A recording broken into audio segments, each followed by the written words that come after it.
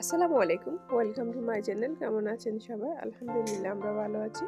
আজকে আরেকটি নতুন রেসিপি নিয়ে আপনাদের কাছে হাজির হয়েছি। আমার আজকের রেসিপি হচ্ছে লাউ চিংড়ি মাছ দিয়ে লাউ রান্না করার সহজ উপায়। এখন যেহেতু শীতকাল চলে আসছে, এখন চিংড়ি মাছ দিয়ে লাউ অনেক ভালো লাগবে। শীতকালীন চিংড়ি মাছ লাউ খেতে সবাই পছন্দ করে। তো আমার এই রেসিপিটা যারা নতুন রাঁধুনি আছে তাদের জন্য বিশেষ করে, তো চিন্তা করতেছি তাদের জন্য আমার এই রেসিপিটা নিয়ে আসি। তো আমার এই রেসিপিটা আপনাদের কেমন লেগেছে সেটা অবশ্যই কমেন্ট করে জানাবেন। যদি ভালো লাগে অবশ্যই লাইক দিবেন আর ফ্রেন্ডস এন্ড ফ্যামিলির সাথে শেয়ার করবেন। স্কিপ না করে পুরো ভিডিও দেখবেন। লাউ রান্না অনেকে অনেক রকম করে, কিন্তু চিংড়ি মাছ দিয়ে লাউটা হচ্ছে স্পেশাল। এটা যাদের অ্যালার্জি আছে তারা খেতে পারে না, বাট এটা অনেক মজা। এখন আবুধাবিতে বসে বাংলাদেশি লাউ খাচ্ছি।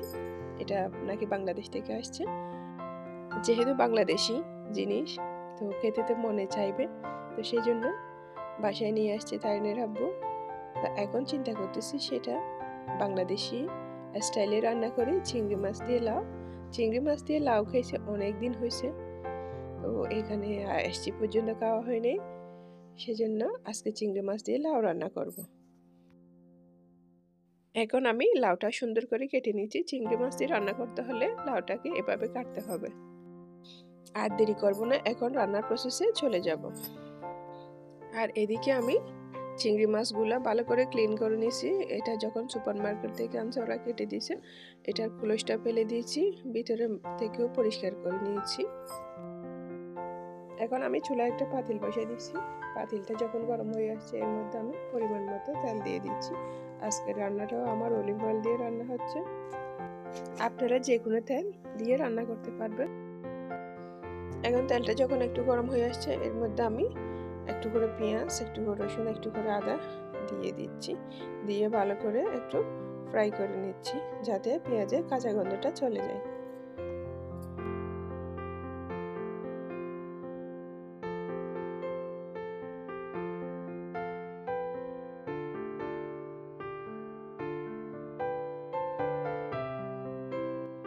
এরপর ক্লিন করে রাখা চিংড়ি মাছগুলো আমি দিয়ে দিচ্ছি। চিংড়ি মাছগুলো ভালো করে ক্লিন করছি। কিভাবে ক্লিন করছি সেটা আপনাদেরকে দেখাচ্ছি। এখন সেগুলো দিয়ে দিব।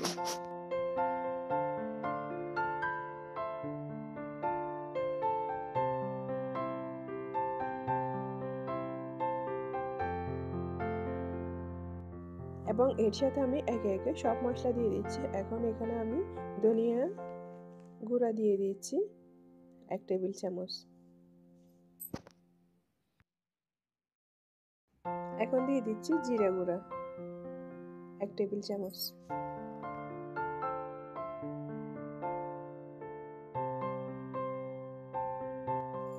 এবং এর সাথে অ্যাড করে দিচ্ছি 1 টেবিল চামচ হলুদ আর পরিমাণ মতো লবণ। এবং এর সাথে আমি অ্যাড করে দিচ্ছি লাল মরিচের গুঁড়া প্লাস কাশ্মীরি চিলি। এখানে আধা টেবিল চামচ আমি ব্যবহার করেছি, 1 চামচ লাল মরিচের গুঁড়া ব্যবহার করেছি। এবং এর সাথে আমি একটু করে পানি অ্যাড করে দিয়ে মশলাটা ভালো করে কষিয়ে নিব। এটা যতক্ষণ না কষানো হচ্ছে ইনস্ট্যান্ট দাঁড়িয়ে থেকে মিডিয়াম টু লো হিটে রেখে কষাইতে হবে যাতে তেলটা উপরে উঠে আসে। তেলটা উপরে উঠে আসলে তখন এর মধ্যে আমি টমেটো দিয়ে দিব। এখন মশলাটা কষানো হয়ে গেছে। এখন এর মধ্যে আমি টমেটো আর কাঁচামরিচগুলো দিয়ে দিচ্ছি। দিয়ে আরও একটু পানি অ্যাড করব। পানি অ্যাড করে আরও একটু কষিয়ে নেব ভালো করে।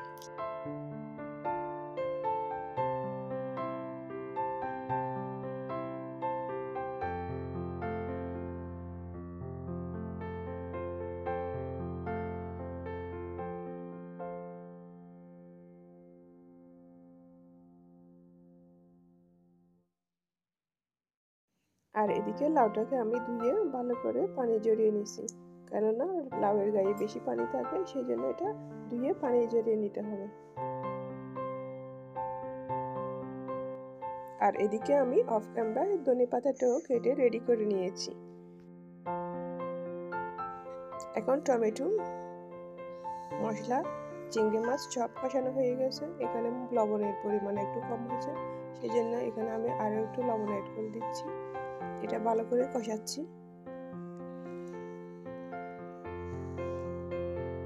রান্না করার ক্ষেত্রে মশলাটা যদি ভালো করে কষানো হয় তখন রাজশাহী রান্নাটা অনেক মজা হয়। সেই জন্য সবচেয়ে ইম্পর্টেন্ট জিনিস হচ্ছে মশলা কষানো, যাতে মশলা গন্ধ চলে যায়, পেঁয়াজের গন্ধ, রসুনের গন্ধ, আদার গন্ধ, কাঁচা গন্ধগুলো চলে গেলে সেক্ষেত্রে খাবারটা খেতে অনেক ভালো লাগবে। তো এখন সব মশলা যেহেতু রেডি হয়ে গেছে, এখন এর মধ্যে আমি লাউটা ঢেলে দিচ্ছি। লাউটা দিয়ে আমি কোনো পানি অ্যাড করব না, একটু ভালো করে নেড়ে দিব, তারপর ঢাকনা দিয়ে ঢেকে রান্না করব।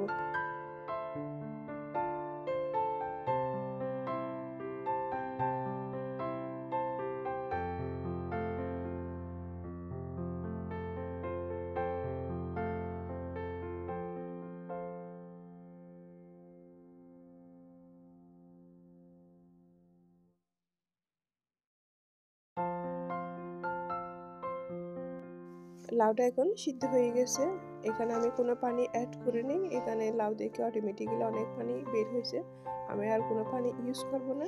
এই পানি দিয়ে রান্নাটা শেষ হবে। তো এখন এখানে আমি ধনেপাতা ছিটাই দিচ্ছি, কেননা আমি আর বেশিক্ষণ রান্না করব না।